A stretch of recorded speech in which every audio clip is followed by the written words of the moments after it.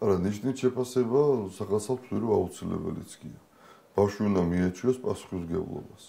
მაგრამ ძალიან დიდი სიმკაცრე და ჟინის მოკლა, საკუთარი ჟინის მოკლა და სიხარული იმითი პედაგოგს ვამბობ მე რომ ბავშვს ორიანი დაუწერე და ამით ის გიხარია რომ ამდენი ორიანი დაწერე და ბედნიერი ხარ, ეს ვერანაირი ვაჟკაცობა და ვერანაირი ადამიანობა.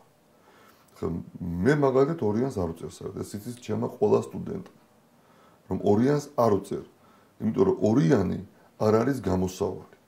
თუ კი ჩემმა სტუდენტმა რაღაც არ იცის, ხოლმე ჩემი ბრალი, ჩემი დანაშაულია.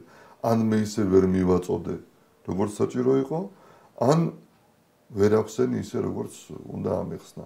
ან არ ვიკითხე რომ აბა გაიგეთ, მითხარით და მზად ვარ აგიხსნათ კიდევ რაღაცას ვაკეთებ ხოლმე სხვაშორის ლექციას.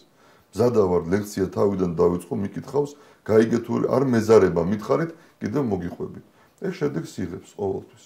აი, ერთი ბავშვი იყო, რომელსაც არ უყვარდა ერთ-ერთი საგანი. ხა მე არ დავაკონკრეტებ უბრალოდ. პედაგოგმა შეაძულა საგანი. და ვისთანაც შემდეგ გადავიდა, იმ პედაგოგმა უთხრა, რომ მე შევეცდები ყველანაირად. მე საგანი მე შენ შეგაყვარო. იმდენი გააკეთა, რომ შემდეგ იმ საგანში გახდა ფრიადოსანი ზუსტად. გარიცხვა რო იციან ბავშვების აი გარიცხვა გამოსავალი და ის სხვა შეიძლება. გარიცხვა რა გამოსავალია.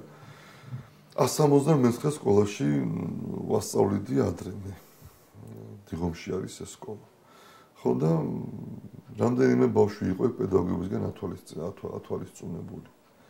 ხო და მაინც მას ხომ თვისება რომ ამოვირჩიო ისინი ვინც არიან ათვალისწინებული პედაგოგებისგან.